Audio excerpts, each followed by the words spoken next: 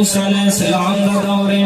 حضرت موسیٰ علیہ السلام دا دور ایک بندے نو آپ فرما دے نبی نے رب دے نبی نے بندے نو فرما دے او بندیا کل شام پینی ہے تیرا وصال ہو جانا ہے کل رات پینی ہے تو فوت ہو جانا ہے.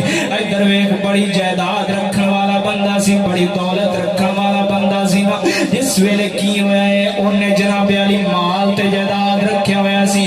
نبی موسیٰ علیہ السلام نے فرمایا تو کل وصال کر جانا ہے کل تو فوت ہو جانا ہے. انہیں کی کیتا اپنے نوکراں تے چوکراں کیا اے نوکرو میرا جنہ مال ہے میری جنی جائیداد ہے ساری باہر کڑ کے رکھ دیو ساری جائیداد نو اج غریباں وچ تقسیم کر دیو ساری جائیداد نو اج یتیماں وچ تقسیم کر دیو. مینوں اللہ دے نبی نے آکھیا تو فوت ہو جانا ہے. جس ویلے دی گل ہوئی نوکراں نے سارا مال ساری جائیداد لیا کے باہر رکھ چھڑی ہے سارا مال تے جائیداد جس ویلے باہر یتیماں میں تقسیم ہو رہا ہے غریباں دے اندر تقسیم ہو رہا ہے. جس ویلے سارا مال تے جائیداد تقسیم ہو گئی شام پہ گئی ہن او کہندا ہے کہ اللہ دے نبی نے کیا ہے میں وصال کر جانا ہے میں فوت ہو جانا ہے. ہن ایو سوچدا سوچدا شام پہ گئی ہے جس ویلے بیٹھا ہویا ہے شام بھی گزر گئی ہے عشاء بھی گزر گئی ہے. اس طریقے دنال بیٹھا سوچدا سوچدا رات گزر گئی کہ اللہ دے نبی نے کیا ہے کس ویلے اسرائیل نے آنا میری جان قبول کر لینی ہے. اللہ دے نبی دا فرمان بھی سچا ہوندا ہے کیونکہ رب دا بھیجا ہویا ہوندا ہے.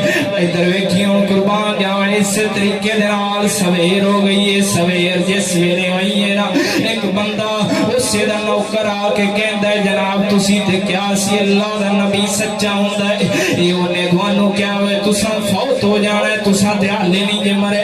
اگوں کہن لگیا ہے چلنے آپا موسیٰ دے کولوں جا کے پوچھنے موسیٰ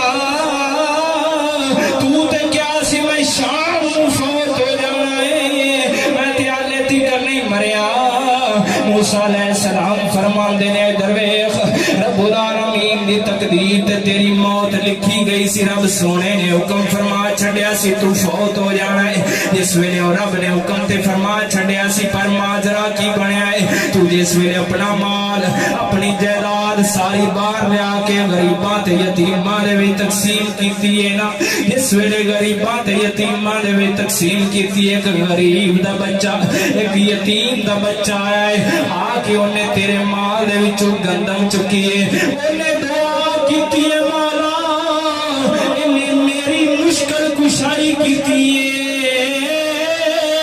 یا مولا کریمہ اتنی لمبی زندگی فرما دے. جس ویلے میں دعا کیتی ہے رب سونے نے اپنی رحمت والی نظر فرمائی ہے اس یتیم بچے دی وجہ تو رحمت والی نظر جس ویلے ہوئی ہے رب العالمین نے تیری زندگی نو لمبا فرما چھڑیا ہے.